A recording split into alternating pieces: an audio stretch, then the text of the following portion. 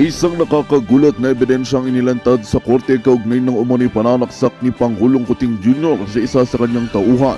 Ayon sa mga ulat, isang CCTV footage ang isinumite na nagpapakita ng mismong aktwal na insidente na ngayon ay ginagamit bilang pangunahing ebidensya sa paglilitis. Sa kabila ng malinaw na video, patuloy na itinatanggi ng kampo ni Kuting ang akusasyon at sinasabing ito ay peking material na may layuning siraan ng Pangulo. Samantala, nagpalabas naman ng matapang na pahayag ang mga abogado ng biktima na nagsasabing tuloy ang laban. Iginiit nila na hindi maaaring baliwalain ang CCTV footage lalo na't malinaw ang kuha nito at may mga saksi pang handang magpatunay sa insidente.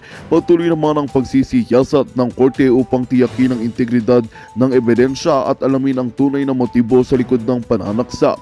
Dahil sa bigat ng akusasyon, lalong umiinit ang isyu sa publiko at marami ang nananawagan ng hustisya.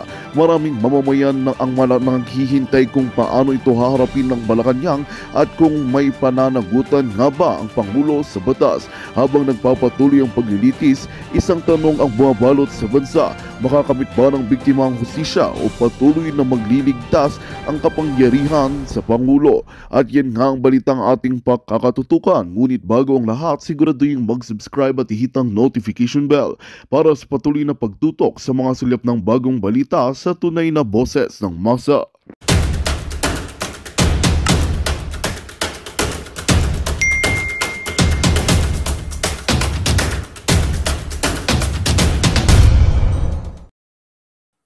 Paputol-putol? Wait a minute. Paputol-putol. Lord, teka lang. Teka. Ganyan.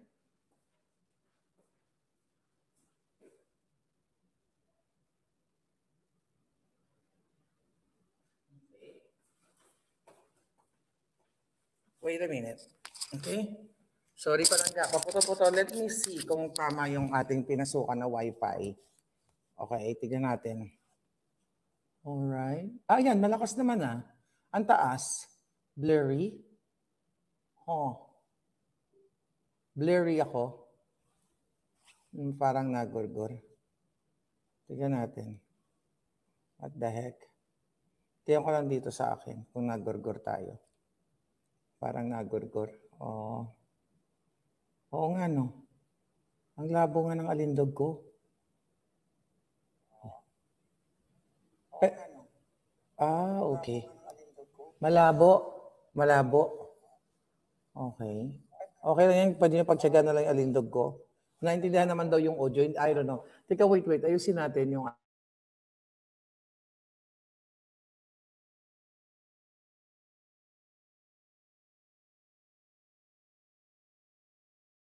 Ayusin natin yung... Hindi na talaga.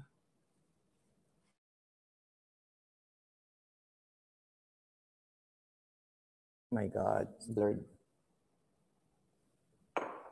Bear with me. Try natin na makabalik. Ayan, okay na? My God. Okay, tignan natin. Nakakonect na ako sa phone ko. Bear with me. Try natin na makabalik. Ayan, okay na? Okay na, palangga, blurry. Nakakonect na ako sa phone ko. Mukhang binagyo din yung alindog ko dito. Anyway, sige, pagtsagaan na lang muna natin. Ngayon lang naman to palangga. Okay, pagtsagaan na ito, hindi na ako gumagalaw. Okay. Importante naririnig tayo. Alright, so ngayon parang radyo lang tayo. Sayang naman yun nakikita yung ating reaction. Alright, so ngayon parang radyo lang tayo. Okay. Ang labo nga. Okay, sige. Visual, bird, audio clear. Okay, sound okay. Okay, so tuloy natin. So ngayon mga kababayan, audio is good but blurry. Hayaan nyo na, alam nyo naman kung ano itsura ko, di ba? Okay mga palangga. So ito, nakarating sa atin na balita. Okay, basahin ko lang sa inyo. Si Bangag takot ma-ambush. Hindi yung literal na madja-jambush. Na magurgur. Well, siguro kasama na yun. Takot siyang ma-ambush interview. Okay? Kasi dito sa advisory nila palangga, ayan sabi dito, mga Bicol ha, mga Bicolansya, pupunta si Bangag dyan na hindi nila ina-announce sa presidential communications. Kasi chinek ko Bago ako mag-vlog, chinek ko kung meron silang announcement. Wala, tahimik at magbibida-bidahan sila dyan. Magpapanggap si Bangag na kunwari ay talagang inaasikaso kayo. Pero ang totoo, kitang-kita nyo naman na walang preparedness, lumubog na, ang dami na gurgur. Bago natin basahin yung pasikreto nila o memorandum nila, mga kababayan, actually nalulungkot ako dahil ito yung mga kakilala natin dyan, mga palangga natin sa Bicol. Tignan mo to ha. Ang message sa akin, confidential kasi yung binabalita mo. Ginordur daw ako kasi confidential yung binabalita ako. Oh, yeah, I know. Well, confidential, labas natin. Dapat walang confidential. Walang confidential kung ang bayan ang at stake dito or ang nasa gitna. Bakit iko-confi ito? Kung pupunta din si Bangag, hindi ba dapat proud sila? Pero tinatago nila sa inyo. Okay, ito muna, sabi ng ating palangga. Grabe, sabi nga ron, grabe po dito. Yung medyo, sabi ng itong nag-message sa akin, medyo nasa mataas, hindi sila masyado nabaha. Pero yung amin pong kapitbahay, dun sa, medyo sa baba sila, may tindahan. Mga 200, 300 meters away, diba? Nasa creek po sila, inanod yung kanilang bahay. Okay, inanod yung kanilang bahay. Inanod yung bahay nila, pati tindahan nila. Until now, hindi pa rin po sila nahahanap, wala pa rin tulong na natatanggap mula sa gobyerno. Okay? Meron din po dito Naga area to. Meron din po na kaibigan ko yung kanyang anak. Okay? Kaibigan ko yung kanyang anak ay inanod. Okay? Inanod po ng baha. Nakuha po nila bangkay na. Ganito kalungkot, ganito kawawa po kayo sa gobyernong Bangag. Alright? Lumalapit po kami, sabi dito, lumalapit po kami sa BBM campaign kasi kami po ay tumulong noong kampanya ni BBM, ni Bangag. Sobra pong tumatawag kami, nagtitext kami, wala po ni isang sumasagot sa amin yung mga taong kasama namin sa campaign. Sinusubukan po naming mag-reach out sa lahat ng mga nasa pwesto na mga naging kasama din namin nung kami ay nangampanya kay BBM, sabi niya dito. Pero deadma po silang lahat. Ganito po ang mensahe ng mga tao sa akin. Then, after that, magkasunod nga itong message na to, sinend na sa akin itong confidential na ito, mga kababayan. Okay? Confidential, sorry, palangga, wala akong magagawa sa Wi-Fi ngayon. I don't know what's going on. Mahina, baka binagyo din. So ito nga, confidential. Ang sabi dito, ano ang event? President Ferdinand Marcos Jr. visit to the province of Camarines Sur for the following activities. Magsa-site inspection daw siya. Okay? Muntik na mag-infection. Infected na kasi si Bangag eh. Situation briefing on the effects of Typhoon Christine in the province of Camarines Sur. Anong kaputahang briefing? Di ba? Hindi na ang importante ngayon paano ma-secure, paano ma-evacuate, paano matulungan ng ating taong bayan. So, ito ay magaganap. Ayan, unahan na natin ha. Alas 9 daw siya darating. Ayun, parating na yata yan dyan. O any moment, in 15 minutes, mga kababayan, darating na si Bangag.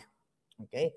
Ito yung nakakatawa. Okay? Ito yung nakakatawa at nakakarimarim at nakakagalit. Alright? Diba? Darating siya, 9 a.m. Yan, start of the program daw. Ayan, 9 a.m. arrival of the President, start of the program. Ito pa yung other expected guest na magpapapogi dyan sa inyo. Magpapapogi, magpapapicture, gagastos ng multimilyon yung kanilang entourage and everything para magpanggap na kunyari concerned sila sa inyo. Mga briefing eklabush. Ulitin natin, ang disaster preparedness ay ginagawa ahead of time. Not during the time na nagbuwis na ng buhay, inanod na ang mga bata, inanod na ang lolo't lola ninyo, nasira na ang buong kabuhayan ninyo. O pati kayo nasira na dahil sa traumatic experience na idinulot sa inyo. Ito po ang mga sasama. Si Lagdameo, si Singhot. Okay? Ayan. Ayan si Lagdameo, sasama sa pictorial dyan sa Naga. Sino pa? Of course, si John Vic Remulla, remember? Yung nagtanong sa kay Bangag Jr. na nagre-report na ito na ang nangyayari sa inyo sa Naga, tapos bigla sabi ni Bangag Jr., anong gagawin natin? Hindi alam ni Junior kung ano ang gagawin. Now, sino pa yung mga kasama? Ayan, syempre ang DSWD Secretary si Gatchalian, yung Agriculture Secretary si Laurel, si Acusar kasama din, nagpapapogi din. Ayan yung in charge sa housing na wala namang ma-deliver na housing sa inyo na 1 million. Puro kadyutahan lahat ang kanilang ginagawa. Magpapasikat lang, sabi ni DW Lingayin. Ayan, kasama din si Department of Public Works and Highways, Manuel Bunoan, okay, kasama si Gibo. Ayan yung mga tandem na mga bugok at mga bangag. Ay syempre kasama ang bugok din na Presidential Communication Office na inililihim sa inyo at nag-i-instruct dito ng isikreto dahil takot si Bangag Jr. sa ambush interview. At mind you, nakasulat po dito sa papel na ito na hindi pwedeng i-ambush interview si Bangag Jr. Okay? Media coverage guidelines. Ito ang guidelines sa kanila. Alright. From Maros, ito. Ayan, director din na importante. Ang sabi dito, for covering media personnel who are not on the list of official relievers, submit scanned, duly signed letter of assignment, LOA with vehicle details. So, well, that's important dahil isecure ang presidenteng Bangag.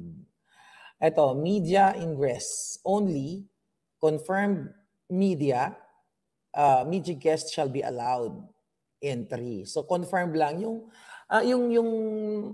nabusalan yung bunganga o maaring nabigyan na ng payola. So yung pwede lang mag-cover na media, yung aprobado nila, yung nabigyan na ng gobyerno ng sobre, ng envelope para sumunod sa kanilang instruction, sa kanilang memorandum na wag, yun daw ang instruction ni Chavez. Wag na wag ninyong i-ambush interview si Bangag Jr., ang presidente, kasi lalong lulubog siya sa kumunoy sa kanyang kabangagan. Kasi kapag ambush interview, mga kaibigan, hindi niya kayang sagutin ng tama. Kitang-kita niya naman. Alright, so dito, inaatasan itong mga media na ito na number 1, strictly no ambush interview. Anong kinatatakutan ni Bangag sa ambush interview kung pala Briton siya? 'Di ba? Ang yabang-yabang, 'di ba? 'Di ba sabi ko naman sa inyo nung in-interview ko yan, mayroong advanced question. So dito, mga kababayan, pinaalahanan ng media na mga pupunta, winarningan na sila ayon sa ating source na hindi niyo pwedeng i-ambush interview ang presidenteng Bangag kasi mananagot sila. Marereprimand sila. Okay? Now, ano ba dito? Okay. So yun lang yung ano nila. Yun yung meron pa pala itong ano. Oh wow. Meron pang recommended attire. Putang ina, bagyo na may recommended attire pa. Kailangan, not allowed cargo denim pants. Oh, wow. Not allowed cargo and denim pants. Bagyo yan, iba dyan. Bawal ang cargo pants, round neck t-shirts, sleeveless tops, ripped jeans, okay, short, mini skirt, slip-on, okay. Buti sana ako nasa actual forum ito. Nasa baha yan eh. Meron pang mga ganyan. Alis lang kung magbikini talaga yung mga bayarang media na yan, mga kababayan. Kawawa, mga kababayan, ang inyong sitwasyon. Hanggang sa ngayon, sorry po sa mga kapapasok lang, medyo malabo yung signal natin today. Di ba, mamaya babawi tayo sa inyo. Okay? So ngayon, ayaw na ni Bangag. Ang sabi nga ng mga, not only 1-2 person na nagsabi sa akin, na galing sa mga ano natin, mga puting asa sa Malacanang, Miss Maharlika, takot na po si BBM, si Bangag, na magkamali, na mahuli sa camera na hindi niya alam yung gagawin niya. Ano ibig sabihin nito, mga kababayan? Ang ibig sabihin, ang gobyerno ninyo, ang presidente ninyo, dapat nyo nang palitan. Ayaw magpa-ambush interview. Ayaw niya magpa-interview ng walang script. Gusto niya magbe-base sa script. Sinikreto pa to sa inyo. Bakit ito isisekreto? Napupunta siya doon. Ano pa? Magpa-red carpet ba sila? Actually, may mga nakarating sa akin. Okay? Na yang si Salceda, ayan kung sasalubong din dyan. Imbis na, may segue ko lang. Itong si Joey Salceda, na chairman ng Committee on Ways and Means, na siya ang inatasan ni Bangag, ni Lisa Tanas, na pikilin ang hearing sa agricultural smuggling noong January of 2023, mga kababayan, ay imbis na tumulong, ay nagpa-practice ng sayaw. Pati yung mga kasundaluhan dyan, o susundaluhan, yung mga volunteers, ay nagpa-practice sila ng sayaw para sa birthday ni Salceda. At ito yung mga kasabwat ni Bangag sa kapalpakan. At hindi pag-hearing, pagpigil sa hearing sa electoral, ay sa agricultural smuggling. So ngayon, imagine nyo, haba po kayo, mga Bicolan, mga taga-Bicol, mga palangga ko, habang po kayo ay hinahanap ninyo ang mga parientes ninyo, ang mga kamag-anak ninyo na naanod ng baha, itong congressman ninyo na si Salceda ay nagpa-practice ng sayaw dahil naghahanda siya sa birthday. At hindi lang yun. Yung mga AFP doon, yung mga reservists na nasa area na supposedly, ito daw ay may participation ayon sa ating source. Pinagsasayaw-sayaw sila. Imbis na tumulong sila. So kasabwat ito ni Marcos Jr. dyan sa sekreto nilang pagpunta at magpa-pictorial sila dyan. Tandaan nyo, dahil na-report natin ito ang mangyayari dyan. Dahil na-report natin, well, papakita ko sa inyo ang dokumento, although nakalagay, strictly confidential. Okay? Ang gagawin nila dyan, sige, magpaano tayo? Magpa-ambush interview ka kunyari, kay ganitong media na ito. Tapos, alam na ni Marcos Jr. kung ano yung ambush interview para mapasinungalingan si Maharlika. Pero never ever nila ako mapasinungalingan dahil hawak ko yung dokumento na nakalagay strictly no ambush interview. That's self-explanatory, mga kababayan. Bakit ayaw niyang magpa-interview? Kasi syempre pag ambush interview, dapat hindi talaga niya alam ang question. Ambush interview nga Hindi naman scripted interview. You know what I mean? So ito ngayon ang mangyayari. Abangan nyo, tiga mo, sa presidential communication, kung may epal na sila dyan. Mag-i-epal na sila. Ayan, tignan natin kung meron. Kasi wala pa, 5 minutes pa. Tignan natin. Okay, 5 minutes pa. Anyway, tapos kung si Bangag Jr., makapag-press release. Okay, dapat daw non-stop rescue, di ba? At ito ay, sabi niya, it doesn't matter, there's another storm coming, we cannot stop. Ulul, you cannot stop? You stop helping them. Tumigil kayo, hindi nyo inisip ang sitwasyon ng ating mga kababayan. Actually, may nag-send din sa akin na information. Hindi ko pa na-check yung interview. Okay? Okay. So, mamaya na to. I-verify pa natin. But anyway, so dito nyo naman makikita mga kababayan, sa ginagawa ng gobyerno, wala po talaga kayong flood control. Wala po talagang preparation sa inyo. Not only in Bicol. Kasi nga ang gobyerno ninyo, inubos yung pera. Ninakaw nila. Pinang-concert, pinang-babayad nila sa trolls. Hinahakot nila ang pera ninyo. At ngayon, sinisikreto, hindi ba dapat matuwa si Bangag? Kasi kung ikaw presidente, i-announce mo ahead of time sa taong bayan para bigyan mo ng reassurance yung mga tao. O ang presidente ahead of time, i-announce natin sa taong bayan na ang presidente ay pupunta dyan sa Naga o sa Camarines Sur, sa parte ng Bicolandia. Hindi ba dapat you are proud? Pero bakit isinekreto sa inyo? Hindi na ito aatras. Anyway, kung matras sila dahil na-report, hindi ito aatras. Makikita nyo yan mamaya, pakita natin yung dokumento. Puro katarantaduhan. Ang purpose niyan, according to my source, ng kanilang pagbisita dyan, magpa-pictorial lang. Magpa-briefing-briefing kunyari para sabihin na nandiyan ang presidente ninyo. Pero pictorial lang, hindi pwedeng kausapin ang Pangulong Bangag ng randomly. Mga palangga. Dahil sabi ni Jessie Han, ganyan siya ka-super weak. Saan ka nakakakita ng presidenteng ayaw magpa-interview? At itong interview na, itong ano na to, itong issue na ito, what do you call it? Kalamidad ito, mga palangga.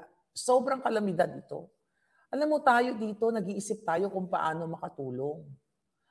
By the way, thank you sa mga nagbigay ng, alam mo yung mga message ko, dito lang mga kaibigan ko sa LA. We're like reaching close to 50,000 pesos na, like close to $1,000 na mga nag-donate. Okay? Na ito na si Cathy Binag ang mga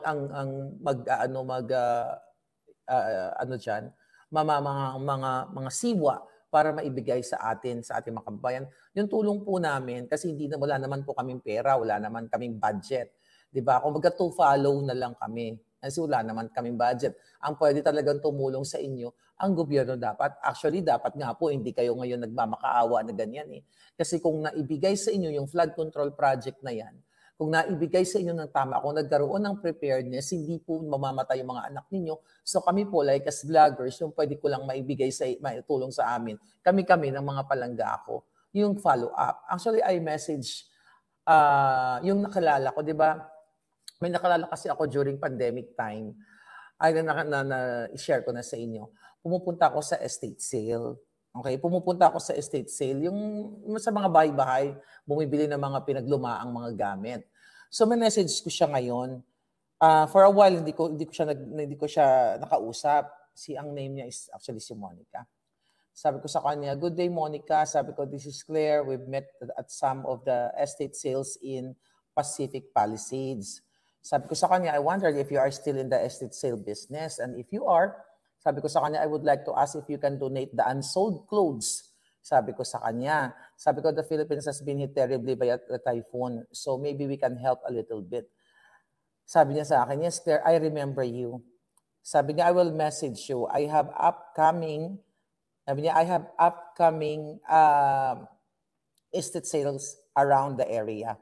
I will definitely let you know." So natuwa ako. Kasi last time, nung mga bagyo, nag-ipon tayo ng mga damit, old clothes. Magaganda naman yung mga old clothes dito sa Amerika. Hindi naman katulad sa Pilipinas hindi naman lahat. Bago ibigay yung old clothes, basahan na.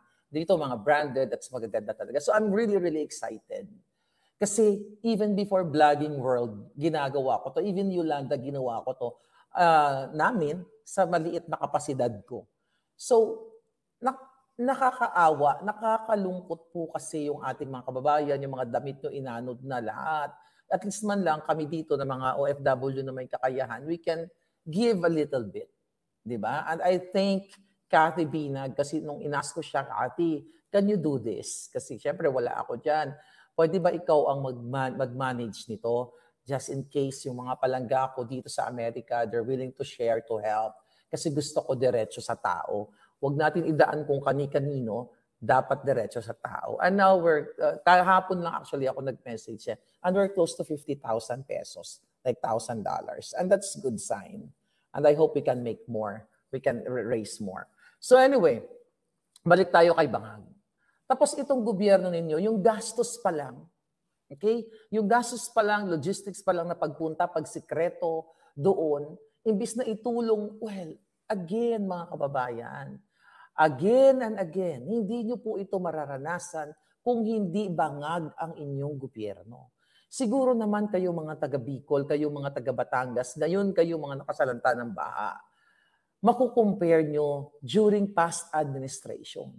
Hindi natin pinopromote si Duterte, si Pangulong Duterte. Pero nakakita ninyo na 2 days before, 3 days before, nakaantabay na yung mga rubber boats. Pero ito si Bangag ngayon, pupunta dyan, magpapapicture, magbe-briefing daw, nakalagay doon. I-assess daw kung ano yung epekto or impact ng mga baha.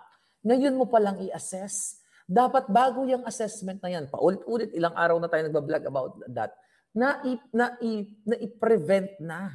Dahil ginastos ang pera ng bayan ng tama para hindi nyo po maranasan yung nararanasan nyo ngayon. Yes. Tuwadcom, iniimbestigahan ang namatay sa drug war ni Duterte. Paano yung namatay sa baha? Sino dapat ang imbestigahan? That's good, good point. Imbestigahan si Marcos, Tambalos, Saldico, at ang bilyong budget nasaan na Reddit. Exactly.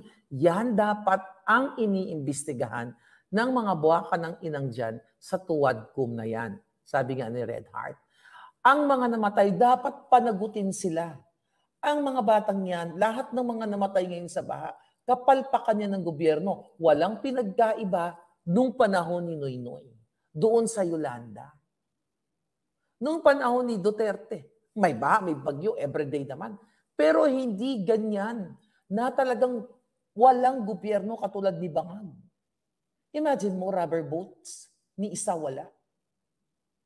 Ano ginawa ng mga inayupak? Nasa kanila ang budget. Nasa kanila ang pera ninyo. Hindi nyo dapat yan maranasan, mga kababayan. Ngayon ko naintindihan ang mga umaakyat sa bundok na nag-aaklas sa admin na ito, sabi ni Between, naintindihan ka ta dyan palangga.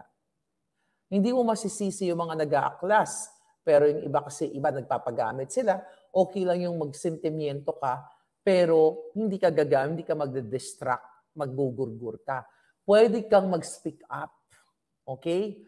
Pwede kang magsalita, pero peacefully. Yan yung panawagan natin. Tama na, sobra na ang ginagawa nito.